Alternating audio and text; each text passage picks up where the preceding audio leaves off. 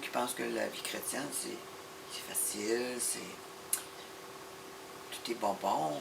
Non, il y a un combat. C'est un combat spirituel de tous les jours.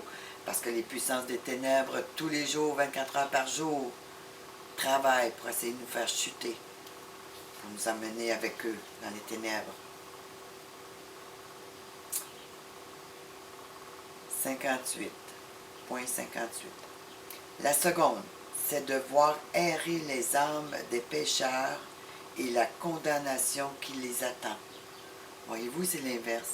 Dans la seconde, on montre aux fidèles ce à quoi ils ont échappé en marchant fidèlement avec le Seigneur et en obéissant à ses lois. Alors, ça doit être un grand, grand soulagement, puis de dire, ça valait la peine de combattre jusqu'au bout, le bon combat de la foi. La troisième, c'est que celui qui les a créés rendra en leur faveur le témoignage qu'ils ont gardé pendant leur vie la loi qui leur a été donnée.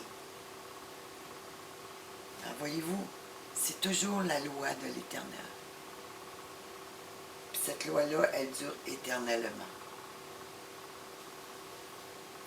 La quatrième, c'est qu'ils verront le repos dont ils jouiront à partir de ce moment, dans leur demeure, avec une grande joie, sous la garde des anges et la gloire qui leur est réservée. Alors, voyez-vous, à ce moment-là, nous deviendrons des dieux. Notre récompense commencera à se manifester.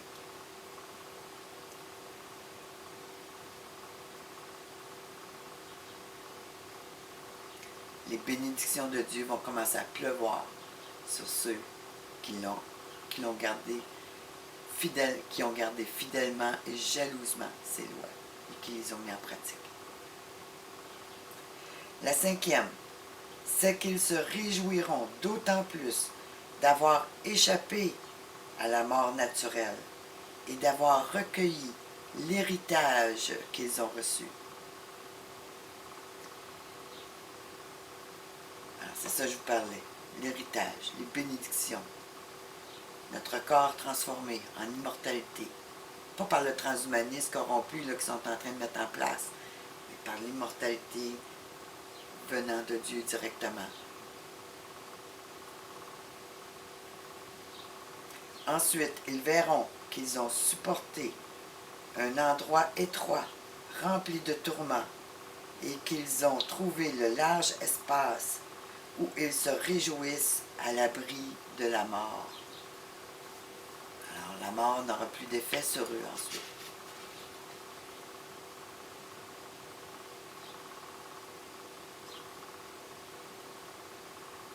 Alors, cet endroit étroit, rempli de tourments, n'est-ce pas cette planète qui marche avec le diable et qui nous fait la vie dure à tous les jours? Page 64.62. La sixième, c'est qu'on leur montrera que leurs visages resplendissent comme le soleil ou brillent comme la lumière des étoiles, car ils ne mourront jamais. Alléluia, alléluia. Nous atteignons notre immortalité. Et alors nous serons toujours avec le Seigneur. C'est ça, être des dieux, selon le cœur de Dieu. Ce n'est pas de se faire poser un implant, ou de se faire connecter un nouveau cerveau à la machine. Non, ça c'est la vraie immortalité de Dieu. C'est celle-là que Dieu veut pour chacun de nous. La septième et la plus grande de toutes, c'est qu'ils se réjouiront ouvertement, sans avoir honte, assurés dans leur joie, car ils se hâteront de voir le visage de celui qu'ils ont servi pendant leur vie, près duquel ils seront honorés et récompensés. Voilà les conditions que trouveront dès lors les âmes des justes. Voilà les situations et les châtiments dont s'affligeront les impies. Je lui répondis, est-ce qu'après que l'âme sera sortie de son corps, Il lui sera donné des jours pour voir ce que tu m'as exposé. Il y aura, me dit-il, 7 jours libres pour voir ce que je t'ai raconté. Ensuite, elles s'en iront dans leur demeure. Je repris, Seigneur, si j'ai trouvé grâce devant tes yeux, dis à ton serviteur, au jour du jugement, les justes pourront-ils intercéder pour les pécheurs aux yeux du Très-Haut?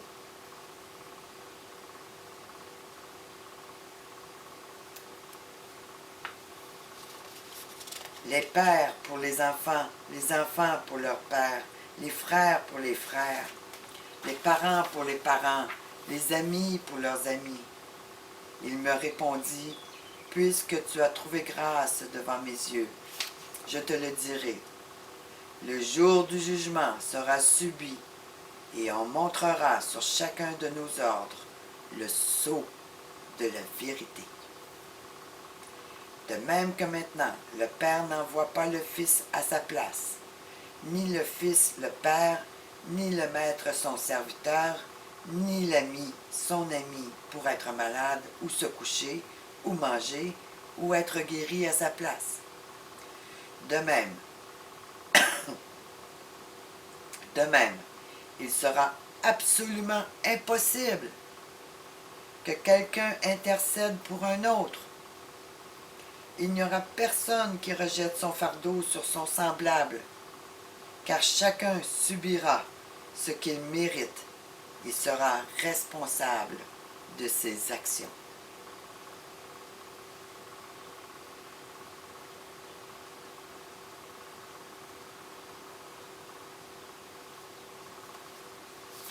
Alors, prier pour les morts, ben, on sait très bien que c'est un culte de démons. Parce qu'un coup que l'homme est mort, ben, il s'en va dans cette direction où il rencontre Dieu, et dépendant de quel côté il se trouve, ben, il aura soit la malédiction ou la bénédiction devant lui.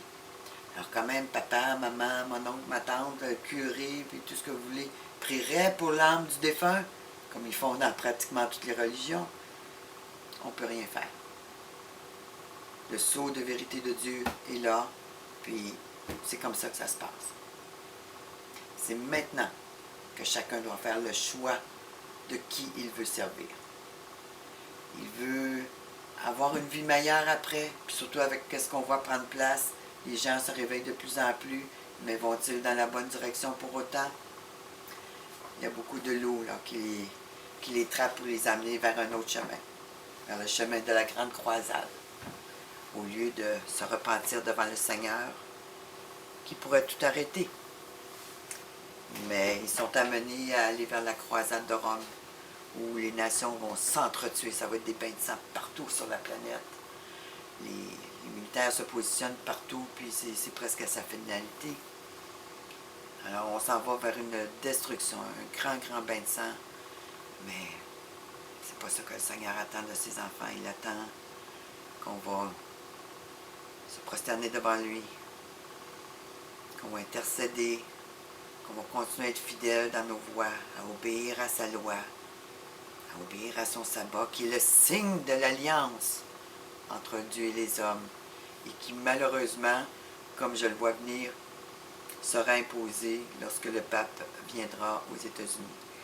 Le sabbat, le jour, ce qu'ils appellent eux, le jour du Seigneur, sera imposé à toutes les nations. Puis, ben, on sait que les persécutions pour le peuple juif et le peuple de Dieu, ben, ça a toujours été une des raisons. Si on ne se soumet pas au sabbat catholique, eh bien, ils vont pouvoir se donner l'autorité suprême de Dieu de pouvoir nous tuer, de pouvoir nous accuser faussement de toutes sortes de choses pour pouvoir nous tuer et nous persécuter.